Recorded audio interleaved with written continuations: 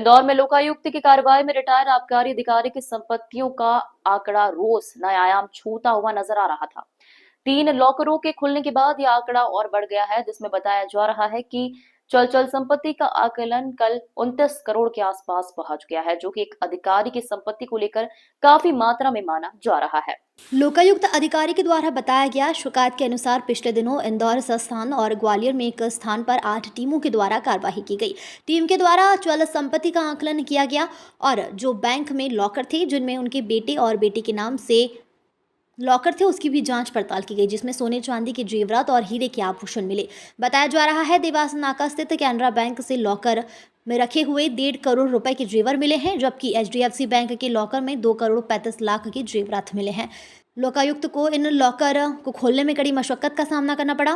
फिलहाल देखना होगा आगे आने वाले समय में रिटायर्ड आबकारी अधिकारी की संपत्ति का आकलन कहां तक जाता है। अभी तक लगभग 29 करोड़ के लगभग चल अचल संपत्ति ज्ञात हुई है, जिसमें कल हमने 3 लॉकर जो इंदौर स्थित थे उनको खोला है, जिनमें से एक लॉकर HDFC बैंक का था जो उनके पुत्र सूर्यांश के नाम का था, एक लॉकर कैनरा बैंक का था जो उनकी पुत्री अपूर्वा के नाम का था, और एक और लॉकर ICICI बैंक का था जो उनकी पुत्री अपूर्वा के नाम था। तो कल ये 3 लॉकर खोले हैं और इन लॉकर के खोलने से कल करीब 3 करोड़ 84 लाख रुपए के आभूषण, स्वर्ण आभूषण और डायमंड के आभूषण जब्त किए। किसके लॉकर से मिले ये आभूषण?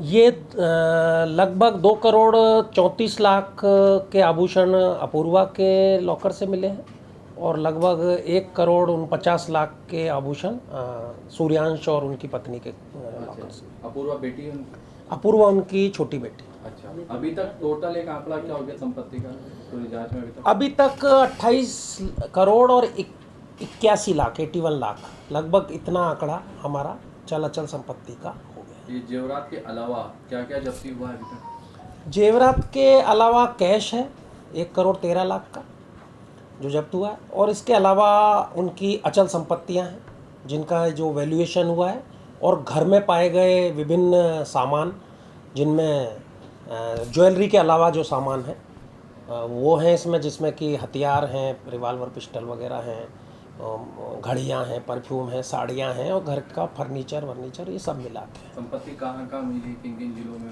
है इनकी संपत्ति अभी ग्वालियर और इंदौर में प्रकाश में आई है, और इनका पुश्तैनी गांव इटावा जिले में है, वहाँ इनकी पुश्तैनी कृषि भूमि और पुश्तैनी मकान होना पाया है अभी तक की जांच। इनकी वेतन से इनकम हम आंक पाए हैं अभी तक जो लगभग 2 करोड़, और इनके पुत्र और पुत्री ने कुछ राशि उधार दी थी, उसके ब्याज की राशि 27 लाख, तो 2 करोड़ 27 लाख इनकम अभी हमें ज्ञात हुई है।